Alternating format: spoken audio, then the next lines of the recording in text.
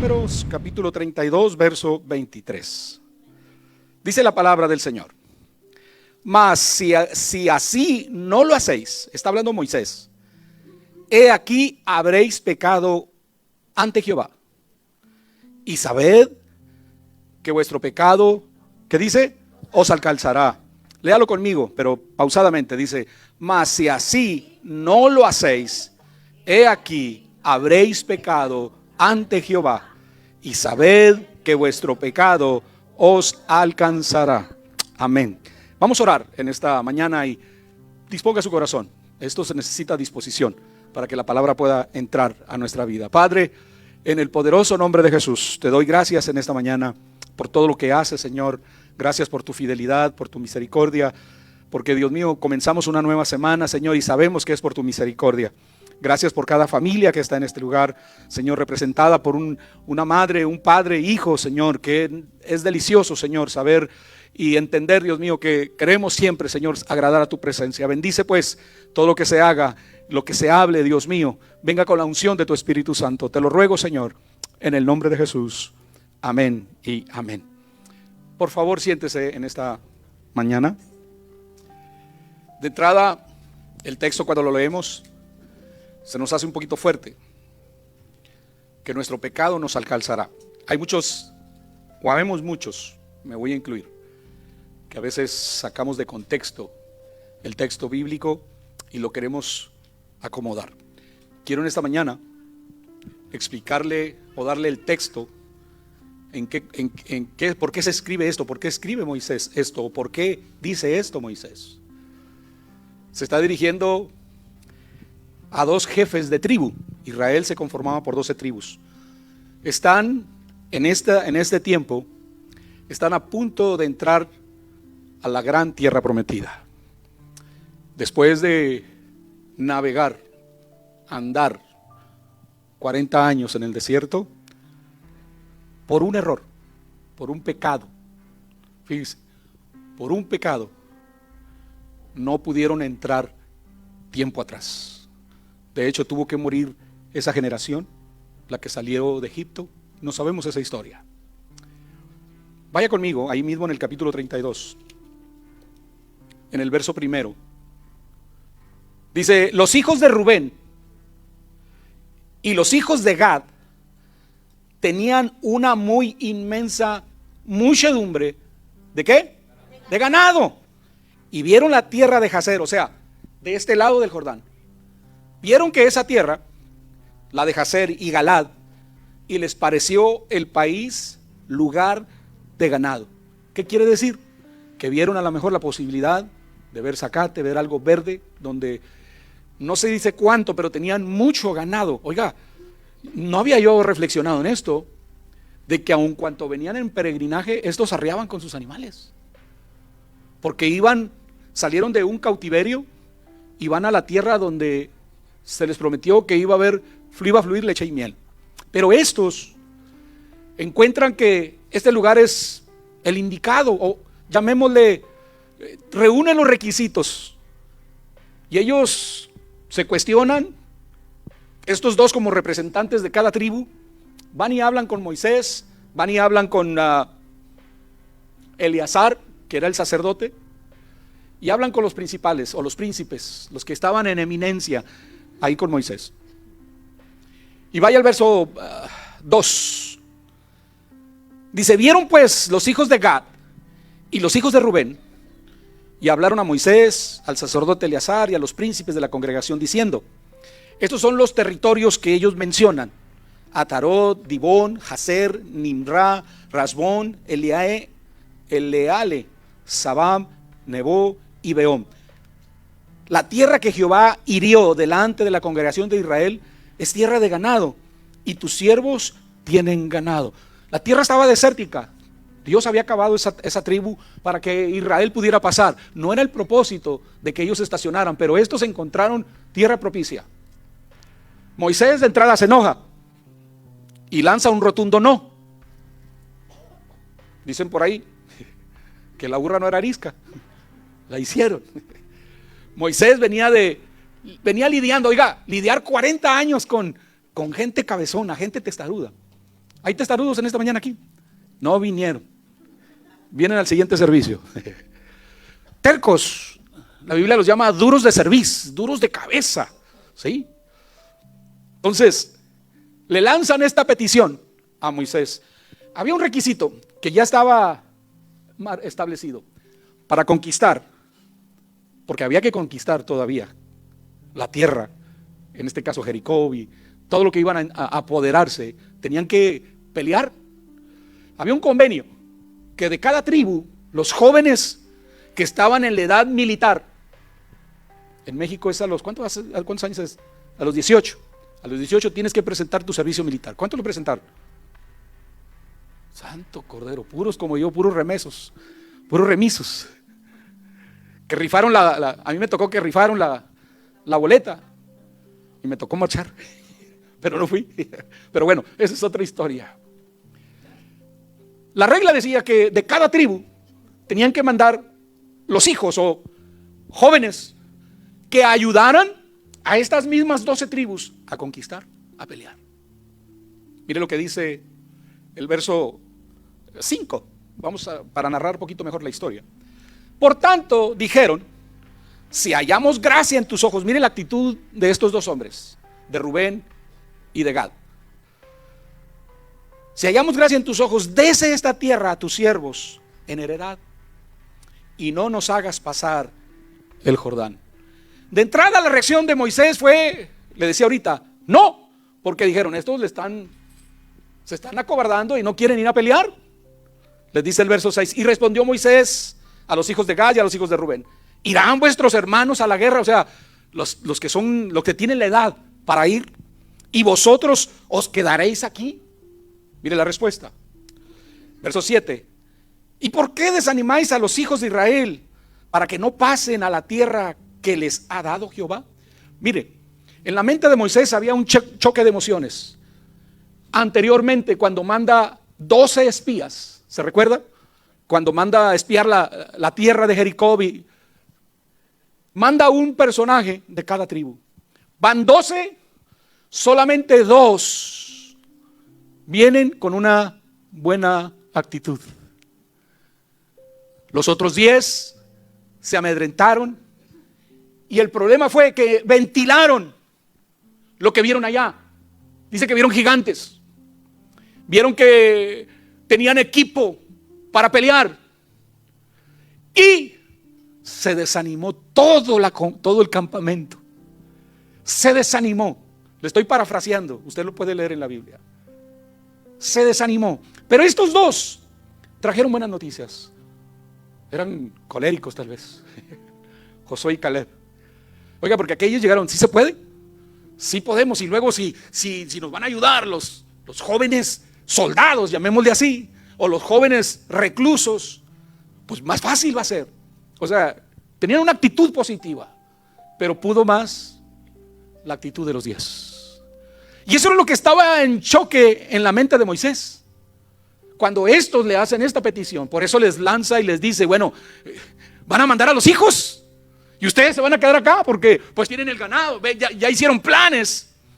A lo mejor ya en la mente ya tienen la estructura para hacer los guardaganados. A lo mejor hacer una casa para dejar su esposa, sus hijos, qué sé yo. A veces nos anticipamos y no le damos oportunidad a la gente de expresarse. ¿Puede orar al Señor? Dice el verso 8, así hicieron vuestros padres. Mira, aquí viene lo que le decía ahorita, lo que le narraba. Cuando los envié desde Cades Barnea para que viesen la tierra, para que la espiaran y trajeran información. Yo no sé si ha escuchado o ha visto algún video de los espías que van y espían otro país, van incógnitos y traen información. Aquí en Estados Unidos le han filtrado muchas cosas secretas, pero bueno, vamos a seguir. Y la ira de Jehová, verso 10, se encendió entonces y juró diciendo, mire lo que dijo el Señor cuando estos desanimaron al pueblo: no verán los varones que subieron de Egipto de 20 años para arriba la tierra que prometí con juramento a Abraham, Isaac y Jacob, por cuanto no fueron perfectos en pos de mí, excepto Caleb, hijo de Jefoné, Ceneseo, y Josué, hijo de Nun, que fueron perfectos en pos de Jehová. Cuando se habla de perfectos, no era que no se equivocaban o que eran perfectos, no eran. Pero esa es la expresión que usa Moisés para definir el carácter o la fidelidad o la integridad de estos dos hombres, de Josué y de Caleb. Porque hay gente que quiere sacar de contexto y dice, no, es que ahí dice que eran perfectos, sí, pero no en el contexto que lo queremos usar. Dice el verso 13, y la ira de Jehová se encendió contra Israel, y mire, los hizo andar errantes. ¿Por cuánto? 40 años. ¿Qué es errante? Sin rumbo. Se movían, muchas veces pasaban por el mismo camino, por el mismo lugar. ¿No le ha pasado a usted que se pierde el norte? Vaya, hermana Doris, es ella. Que dice, ay, por aquí ya pasé. Porque anda errante, anda perdida. Sí, 40 años, esa fue la reprensión que Dios trajo. Y otra, que no iban a entrar esa generación por causa de su pecado.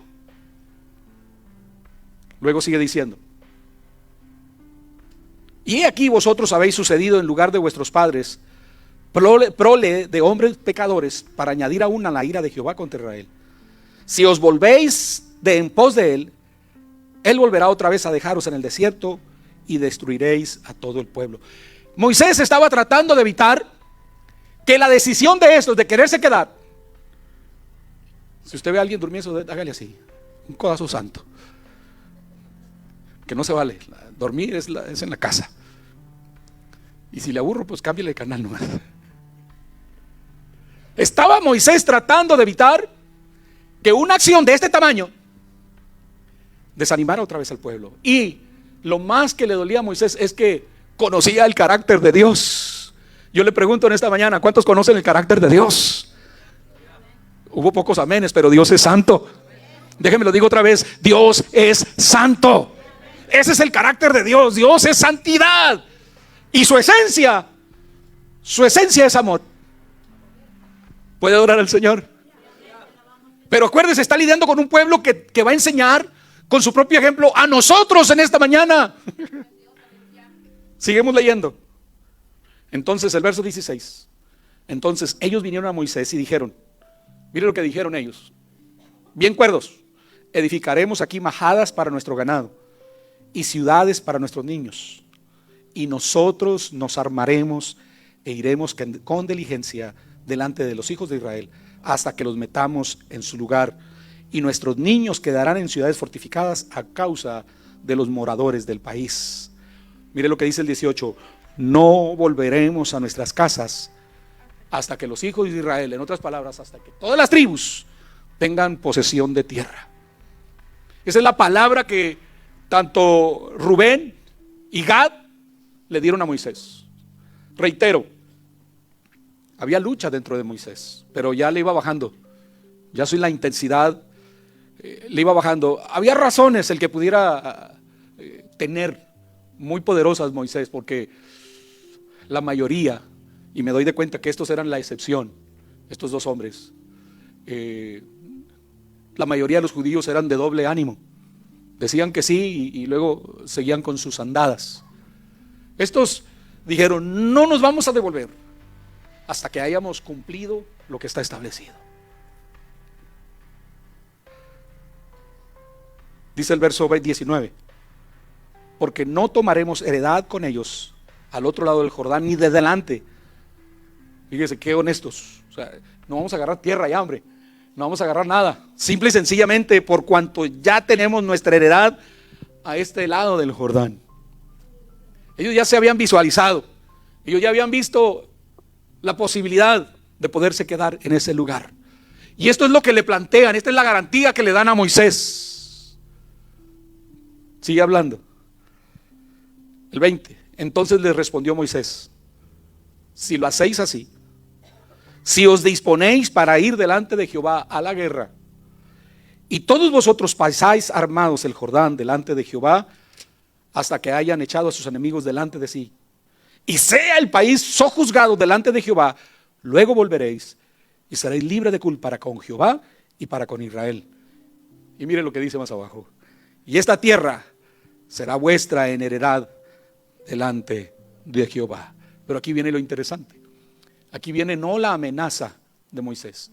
Viene para cerrar con broche de oro, para decir, y que les quede bien claro: mas si así no lo hacéis, he aquí habréis pecado ante Jehová. Y sabed que vuestro pecado, ¿qué? Os alcanzará.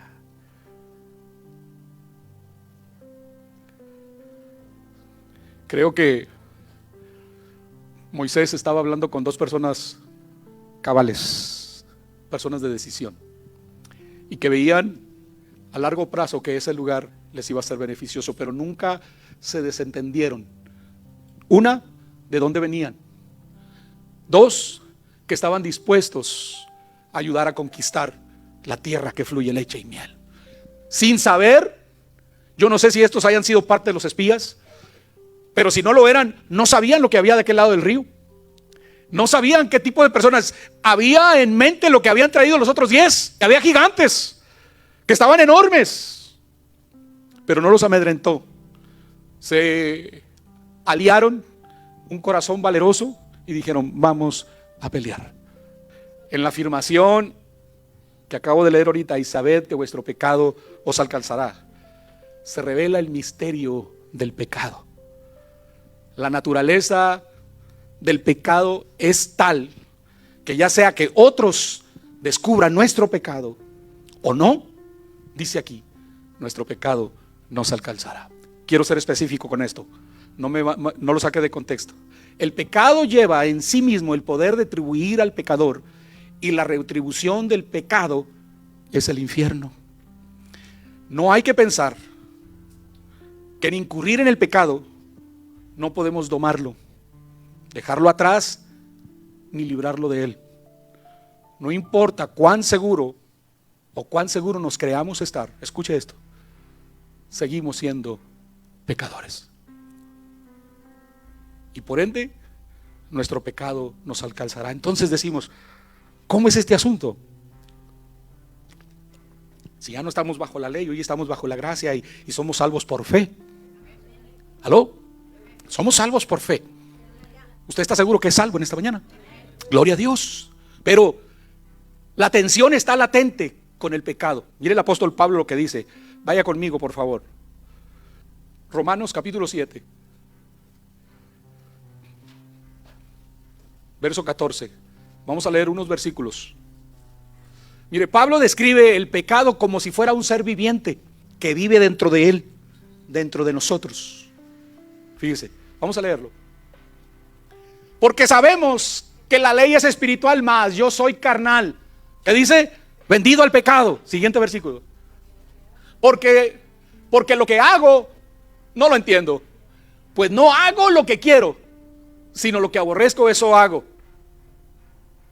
Y si lo que no quiero, esto hago, apruebo que la ley es buena. Siguiente.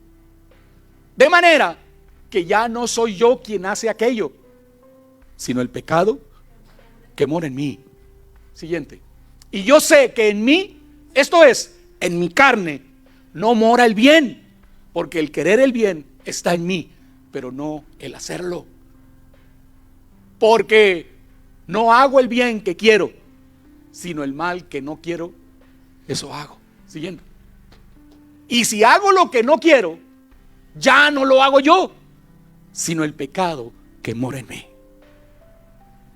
Así que, queriendo yo hacer el bien, hallo esta ley, que el mal, diga conmigo, que el mal está en mí. Ahora, no se acomode. Seguimos. Porque según el hombre interior, me deleito en la ley de Dios. ¿Cuál es el hombre interior? Su espíritu, mi espíritu. Pero veo que otra ley en mis miembros, que se revela contra la ley de mi mente y que me lleva cautivo a la ley del pecado que está en mis miembros. Miserable de mí, ¿quién me librará de este cuerpo de muerte? Gracias doy a Dios. ¿Por quién? Por Jesucristo, Señor nuestro. Así que yo mismo con la mente sirvo a la ley de Dios, mas con la carne a la ley del pecado. Hay una lucha dentro de Pablo, y lo sorprendente es que descubre que aunque trata de ser más espiritual o quiere ser más espiritual, hay esta ley en sus miembros. El pecado que mora en mí. Estamos conscientes, hermanos, que todavía tenemos la tendencia a pecar. Déjeme lo digo otra vez y diga certeramente sí o no. ¿Estamos nosotros conscientes de que estamos expuestos a pecar deliberadamente? Ahora, esto para la persona que no conoce a Cristo, pues no hay ningún problema, porque no hay una ley que lo gobierne más que la ley de la carne. Entienda esto, usted cuando estaba antes de conocer a Cristo, no había quien le dijera las cosas que estaban bien o que estaban mal. Usted les hacía y tope donde tope. Hoy por hoy, usted y yo que tenemos a Cristo en nuestro corazón, tenemos un tope, tenemos una persona dentro de nosotros, que es la palabra de Dios, es el Espíritu Santo, que nos redarguye y nos hace sentirnos mal cuando hacemos cosas o consentimos en nuestra concupiscencia. Ahorita lo vamos a leer. ¿Qué es la concupiscencia? Los deseos de la carne, todo lo que va en contra del Espíritu. Y todos los tenemos.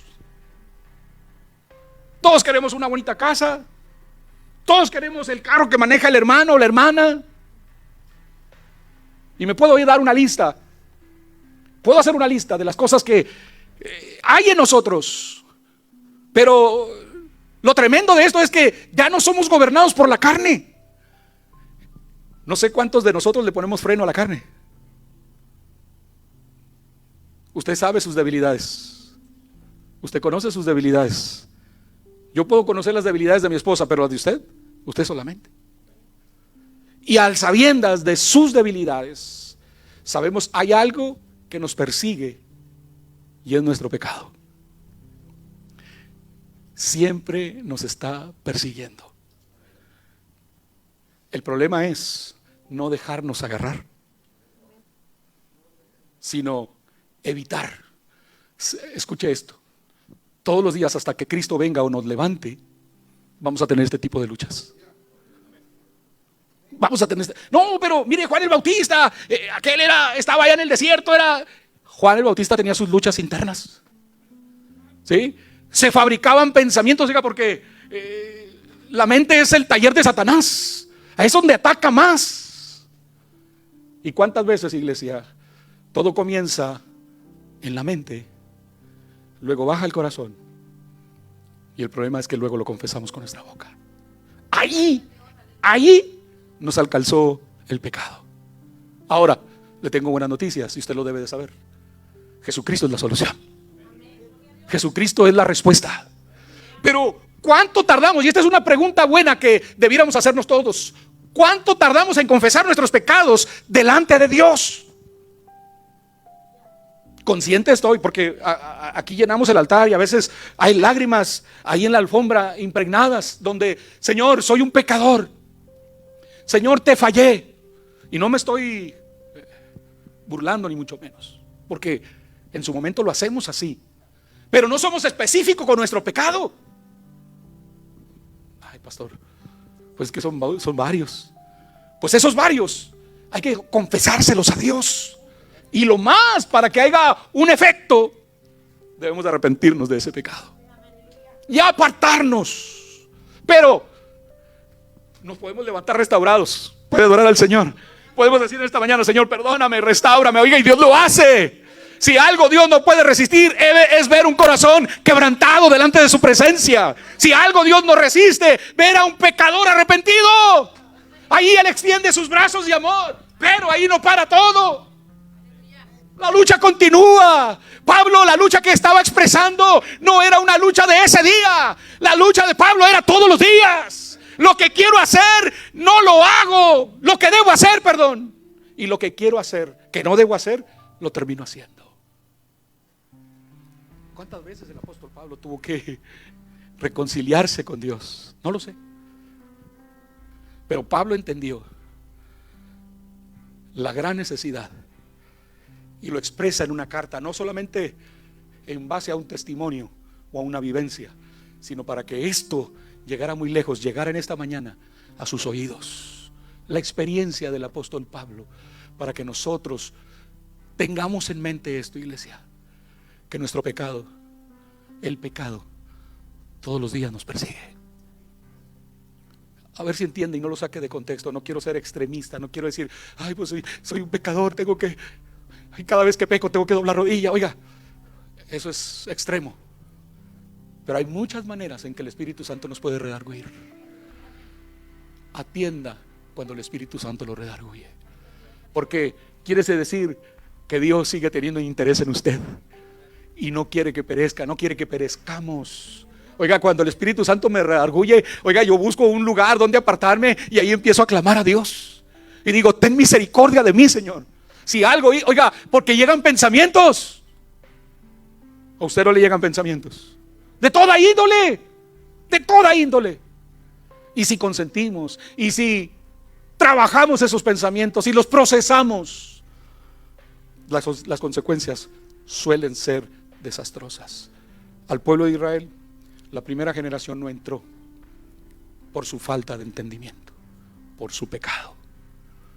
Estos se les lanza una advertencia, les dice Moisés, está bien, vamos a hacerlo como ustedes dicen. Voy a tomar en serio el compromiso que ustedes están haciendo conmigo y delante de Dios. Pero que quede claro,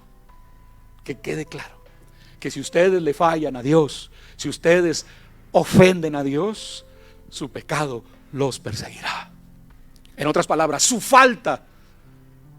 Oiga, y lo más terrible, la preocupación de Moisés es que otra vez el pueblo fuera desilusionado, fuera contaminado igual. Por dos se pudieran, pero gracias a Dios por estos hombres que fueron íntegros. No podemos huir de las consecuencias. Escuche esto, toda acción nuestra, toda, aún nuestros hijos, que algunos de sus hijos están sentados en esta mañana y que ya tienen noción de lo que es el bien y el mal, las consecuencias las van a vivir. Y cuando digo vivir, no me tilde de malo, pero cuando alguien se porta mal, imponemos que disciplina. No vas a usar el teléfono, te vas a ir al cuarto, X o Y. Hay una consecuencia de la conducta. Dice Benji, más que aquel todavía está, ahí está en la mitad del estado de inocencia y que se pasa para el otro lado. Dice, me regañó el maestro. Le digo, ¿cómo, Benji? Sí, ¿por qué? Me porté mal. Nos causa gracia y sigue causando gracia. Y nosotros le preguntamos, mi esposa y yo, ¿hoy cómo te portaste, Benjamín? Un niño me pegó. Pero ¿y tú qué le hiciste? Nada. Nada. Se empieza a despertar el pecado original en las criaturas. Por eso es importante nosotros como adultos, iglesia, más que decir darles el ejemplo, esto es algo tan simple, pero todas las consecuencias nos persiguen y tenemos que pagar las consecuencias. ¿Cuál es la consecuencia de mi divorcio? Estar lejos de mis hijos. Estar lejos de mis hijos. ¿Me duele? Como usted no tiene idea. Pero he aprendido a manejar esa ausencia de ellos. Bendita la tecnología, que podemos tener una videollamada, bla, bla. Pero todo tiene una consecuencia. ¿Puede adorar al Señor? La única manera de escapar, escucha esto y me acerco a terminar, de las consecuencias del pecado, todos debemos de saber, es ser perdonado de nuestro pecado por la fe en la muerte y resurrección de Cristo. ¿Sabe que a veces nuestras oraciones son tan mecánicas que les falta sinceridad delante de Dios? Le decimos, sí, Señor, perdóname. Oiga, pero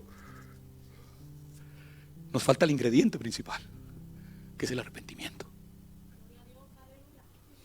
No es que tenemos que llorar siempre, pero una manera de entender que yo ofendí a Dios, pero que me perdonó.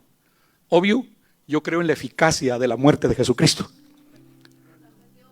Y no nada más de su muerte, sino de su resurrección. Romanos 10:9 dice, porque si confesares con tu boca, muchos no sabemos ese texto, que Jesús, ¿qué? Es el Señor, y creyeres en tu corazón que Dios le levantó de los muertos, ¿qué? Serás salvo. Y usted, todo eso ya lo sabemos, pastor. Pero mi pregunta es, ¿lo estamos aplicando? ¿Estamos aplicando estas verdades a nuestra vida? Le tengo una mala noticia. Al salir de aquí, el pecado está allá afuera esperándonos para ver qué travesura vamos a hacer. Y lo disfrazo, no como travesura. A lo mejor ahorita ya trae hambre y dijo alguien que se sube al vehículo y le pregunta a la esposa, ¿qué vamos a comer? Y le dice a la esposa, lo que tú quieras. Y luego le dice él, pues escoge, ¿dónde?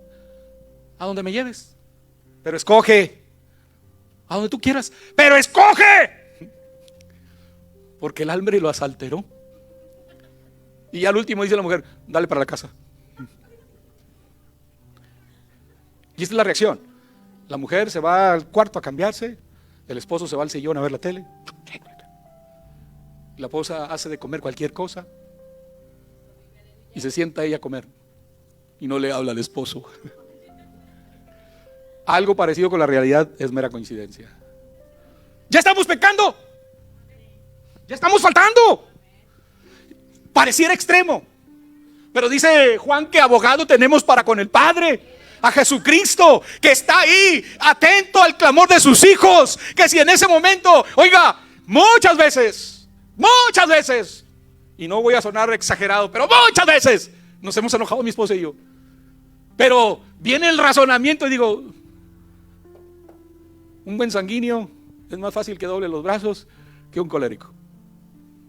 El colérico se sube a su pedestal y no hay quien lo baje. Dios bendiga a las coléricas y a los coléricos. Oiga, ahora se siente empoderado el saber que soy colérica o colérico. Tenga cuidado. Decía ahorita mi esposa, no use eso, no use sus fortalezas para hacer sentir mal a alguien. ¿Y sabe qué? Termino diciéndole, perdona mi amor. Es mucho el conflicto. Yo siempre que llegamos a salir a comer, le digo, ¿a dónde quieres ir? Y la respuesta ya me la sé. Me dice, a donde tú quieras, amor. No, pero quiero que me digas hoy un día. Si te digo a dónde quiero, no me vas a llevar. Por eso te digo que a donde tú quieras. No, de verdad, dime a dónde. Y ya me dice un lugar que no me gusta ir. Le digo, pues te lo cambio, ¿viste? Por eso te digo que a donde tú quieras. Iglesia, dice 1 Juan 2:2. Y Él es Jesucristo, la propiciación por nuestros pecados, y no solamente por los nuestros, sino también por los del mundo. Que la misma redención que Dios tuvo con nosotros tiene para el mundo. No dejemos que nuestro pecado nos alcance, y ahí le va esta, y nos rebase. Lo traemos atrás de nosotros y ahí debe de andar, pero el pecado no puede ir delante de nosotros. ¿Me entienden esta mañana? Hebreos 2:1, y termino. Por tanto, es necesario que con más diligencia atendamos las cosas que hemos oído, no sea que nos deslicemos. En esta mañana usted me ha escuchado. En esta mañana ha escuchado el mensaje. Escuchó lo que Moisés le dijo a estos dos jefes de tribu en base a una experiencia. ¿Cuál es su experiencia con Dios? Abogado tenemos para con el Padre. Si el pecado nos está asediando, oiga, démonos de cuenta que entonces estamos parados en la brecha y esperando que nuestra redención esté cerca. El día viene, iglesia, cuando toda esta lucha contra el pecado va a terminar. Yo le invito en esta mañana, póngase de pie, por favor.